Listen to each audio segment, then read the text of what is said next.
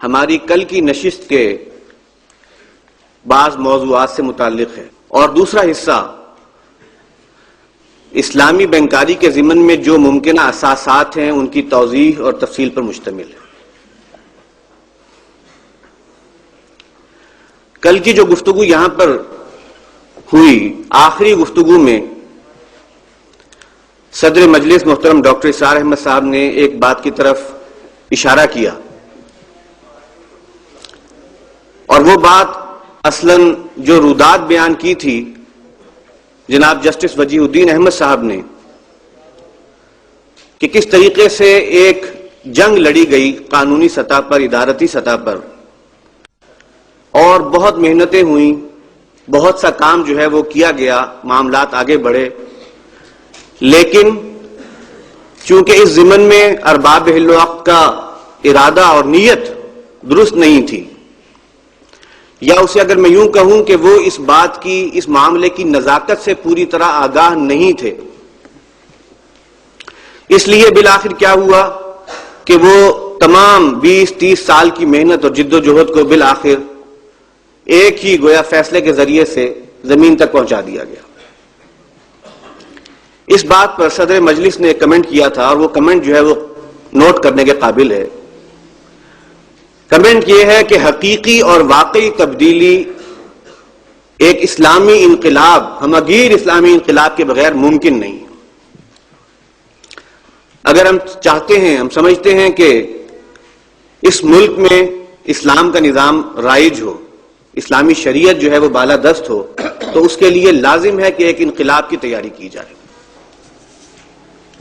دیکھیے، یہ بات جب ہمارے سامنے آتی ہے اور انقلاب کی ایک دعوت اور ایک کال پیش کی جاتی ہے، تو جہاں بہت سے لوگ جو نزاکتوں کو پہچانتے ہیں وہ فوری طور پر بڑھ کے اس بات کو قبول کرتے ہیں، انہیں بات اپیل کرتی ہے کہ ہاں جس طرح کی کوششیں کی گئی ہیں اس کے بعد بھی اگر حالات یہ ہیں، معاملات یہ ہیں، تو واقعتاً اس کے بغیر چارہ نہیں۔ وہیں کچھ اور لوگ ہیں جو اس کے ضمن میں کچھ سوالات کرتے ہیں، اشکالات پیش کرتے ہیں،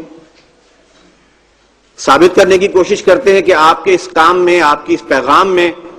کچھ تضاد ہے، تصادم ہے۔ مثلا کچھ اعتراضات جو وہ پیش کرتے ہیں،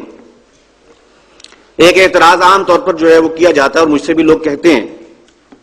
کہ ٹھیک ہے، بات مانتے ہیں، انقلاب جو ہے وہ حل ہے،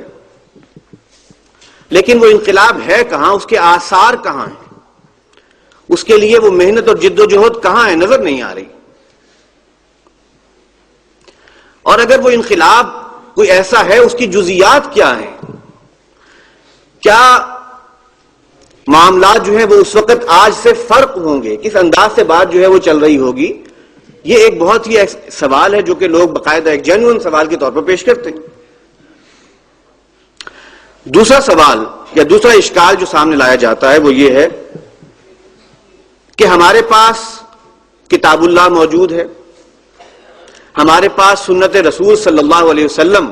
ریکارڈڈ شکل میں موجود ہے، اس میں جو اگر کوئی غلط چیزوں کی آمیزش ہو گئی تھی تو اب اس کو بھی پوری طرح سے تھریش آؤٹ کر دیا گیا ہے، اس کا بھی تجزیہ ہو چکا ہے کہ صحیح کیا ہے، غلط کیا ہے اس میں۔ اسی طرح سے جو ہمارے ائمہ تھے، اسلاف تھے، خاص طور پر جو اہل سنت کے اہم مسالک ہیں، اس کے جو ائمہ ہیں، انہوں نے بھی اجتہاد کی اپنے اپنے دور میں، آراء دی، بڑے معاملات کے ساتھ ساتھ جزیات تک کے ضمن میں جو ہے انہوں نے آراء دے دی، چیزیں بات سامنے پیش کر دی۔ اگر یہ سب باتیں موجود ہیں تو کیا وجہ ہے، کیا ضرورت ہے کہ ہم کسی انقلاب کا انتظار کریں؟ آج وہ کام ہم کیوں نہیں کر سکتے، ان چیزوں کو اختیار کیوں نہیں کر سکتے؟ اگر اسلام ایک برحق دین ہے اور اس میں انسانیت کے مسائل کا حل موجود ہے، تو پھر یہ چیزیں جو ہیں لوگ اس کی طرف راغب کیوں نہیں ہوتے؟ کچھ لوگ کچھ اور تاثر بھی پیش کرتے ہیں کہ اصل میں آپ کے پاس حل نہیں ہے کوئی۔ ایک اور اشکال جو بظاہر بہت جینوئن نظر آتا ہے وہ یہ ہے کہ اگر واقعی تبدیلی انقلاب کے بعد آنی ہے تو پھر آج یہ سیمینار منعقد کرنے کی کیا ضرورت ہے؟ آج لوگوں کے ذہنوں میں جو ہے گویا اس کے ضمن میں اگر کوئی چیز ہے تو گلٹ پیدا کرنے کی کیا ضرورت ہے؟ پوری طرح سے کوشش کی جائے اور اس انقلاب کے لیے جو ہے جد و جہد کو مرتکز کر دیا جائے. آج اس متبادل کو پیش کرنا جو ہے وہ مانی دارد، یہ کیا باتیں ہیں آج جو کی جا رہی. یہ ایک مکس قسم کا گویا ایک اس کے اوپر تبصرہ، اشکال اور سوالات پیش کیے جاتے. میں چاہتا ہوں کہ بہت ہی اختصار کے ساتھ اس کے ضمن میں چند باتیں عرض کر دوں تاکہ ہماری اس اسٹریٹجی کا جو ہم محنت کر رہے ہیں، جو جد و جہد کر رہے ہیں، اس کے نکات سامنے آ جائیں. دیکھیے، یہ ہماری ایک کنسیڈرڈ اوپینین ہے، ہمیں سوچی سمجھی رائے ہے کہ حقیقی اور واقعی تبدیلی جو صحیح معنوں میں اسلامی شریعت کے مطابق تبدیلی ہے وہ انقلاب کے بغیر ممکن نہیں. کل کی جو گفتگو تھی جسٹس صاحب کی، وہ ایک گفتگو گویا اس بات کا ایک بہت ہی بین ثبوت ہے کہ جو کچھ مرضی کر لو، اگر وہ انقلاب کے لیے ایک طاقت فراہم نہ ہو، ایک قوت فراہم نہ ہو، اور وہ جذبہ جو انقلاب کے پیچھے ہوتا ہے وہ فراہم نہ ہو، کوئی مثبت تبدیلی نہیں آتی، بات وہی کی وہیں رہتی ہے.